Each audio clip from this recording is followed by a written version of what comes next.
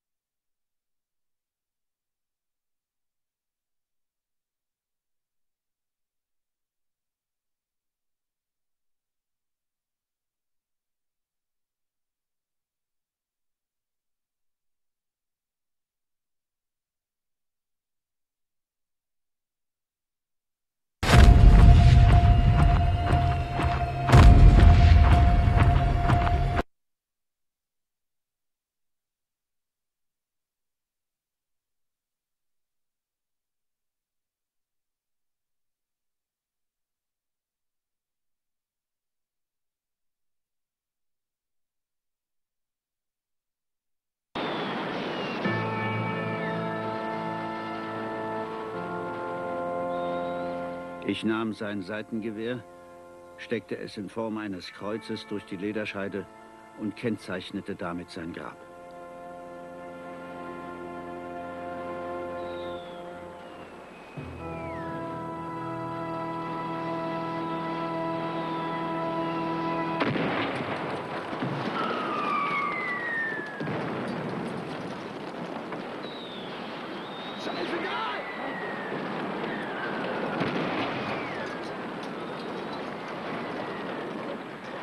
In der Schlacht bei Villers-Bretonneux setzen die Engländer Panzer und Gas ein. Richard beschreibt Fälle von Selbstverstümmelung einzelner Kameraden, die sich damit aus der Feuerhölle befreien wollen.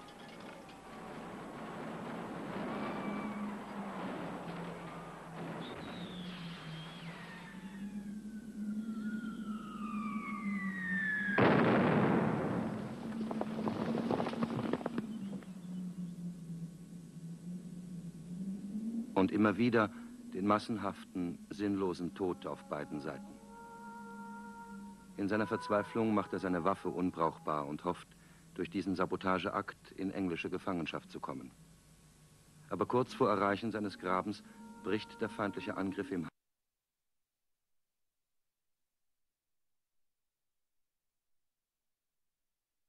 sich am Kirchengut zu vergreifen. Was wollen Sie, sagte der Leutnant. Not kennt kein Gebot. Den Mai und Juni 1918 erlebt Richard im furchtbaren Granatfeuer des Stellungskrieges. Tagelang hinter dem Maschinengewehr in irgendeinem Trichter des Schlachtfeldes. Feindliche Panzer im Visier, ständig in Angst und den Tod vor Augen. Dann wieder kurze Atempausen in ruhigeren Frontabschnitten. Wir konnten fast jeden Tag größere oder auch kleinere Luftkämpfe beobachten, wobei fast immer eines oder mehrere Flugzeuge abstürzten. Mehrmals sah ich, wie englische Geschwader, die hinter der deutschen Front operiert hatten, auf dem Rückweg von kleinen deutschen Maschinen eingeholt wurden. Dabei wurde immer der letzte Flieger von seinem Geschwader abgetrennt und hinuntergeschossen. Auf einer Anhöhe kam ich durch die Ruinen des zerstörten Dorfes Villers-en-Haye. Mitten auf dem Feld stand gut getarnt eine deutsche Batterie. Es ekelte mich richtig, als ich wieder das verfluchte Kriegsgerät sah. Ich schaute zur französischen Stellung hinüber und plötzlich überkam mich eine heiße Sehnsucht. Wenn ich doch nur drüben wäre, dann wäre ich gerettet, hätte Verbindung mit der Heimat und könnte sicher bald meine Angehörigen wiedersehen. In diesem Moment fasste ich den Entschluss, wenn es eine Möglichkeit gäbe,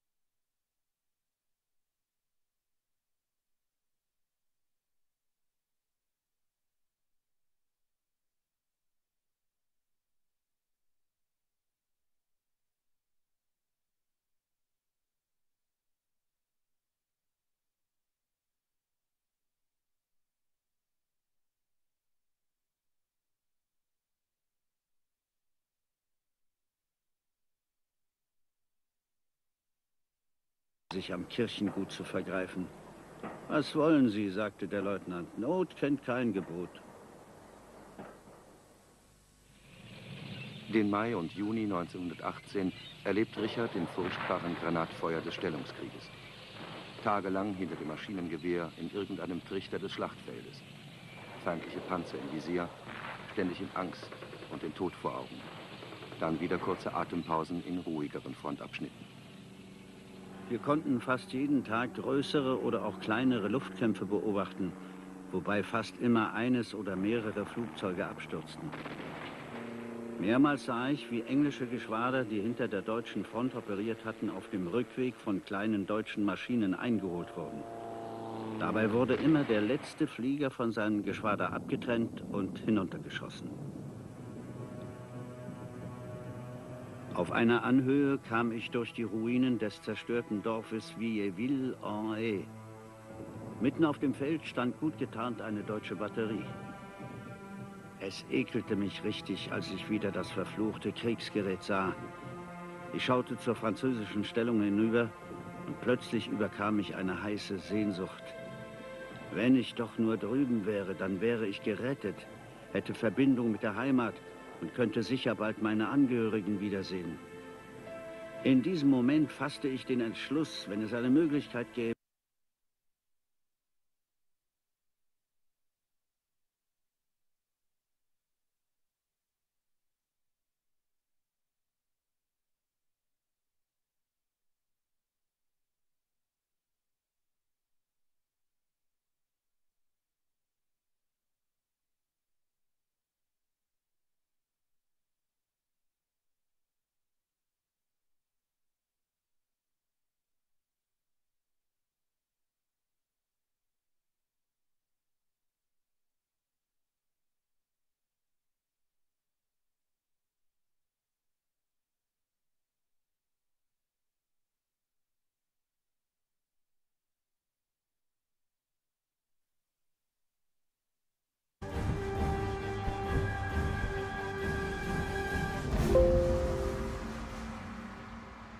Sur le portail de la cathédrale de Metz, une sculpture du prophète Daniel rappelle que la ville était allemande il y a 100 ans. À l'époque, la statue comportait des moustaches, elle représentait en effet Guillaume II. L'empereur souhaitait germaniser la cité et en faire une ville allemande comme les autres, une ville qui a joué un rôle stratégique de premier ordre tout au long de la guerre. Intégrée au Reich en 1871, Metz fait l'objet d'une campagne de germanisation. Elle passe par la construction d'une nouvelle cité à l'architecture allemande. Parfaite illustration du style wilhelmien de ce quartier impérial, la gare. Un bâtiment au cœur d'un vaste réseau développé autour de l'agglomération messine. Un nœud ferroviaire de premier plan à quelques kilomètres de la frontière française. Pendant la guerre, cette gare voit passer de nombreux convois en transit vers le front. La défense de la place stratégique de Metz est assurée par 2 ceintures fortifiées qui s'intègrent dans un système plus global, la Moselle-Stellung. Un réseau dense d'ouvrages modernes comme la Feste Wagner de Verny. Des forts conçus pour constituer une barrière infranchissable. Avec sa garnison de 25 000 hommes pour 100 000 habitants, Metz a la réputation d'être la plus puissante place forte du monde. Malgré sa proximité avec la ligne de front, Metz ne fait l'objet d'aucun plan d'attaque de la part des Français. Mais elle subit de nombreux bombardements qui font près de 200 morts. En novembre 1918, c'est dans une ville globalement intacte que les troupes françaises font leur entrée pour marquer le retour de la Lorraine perdue.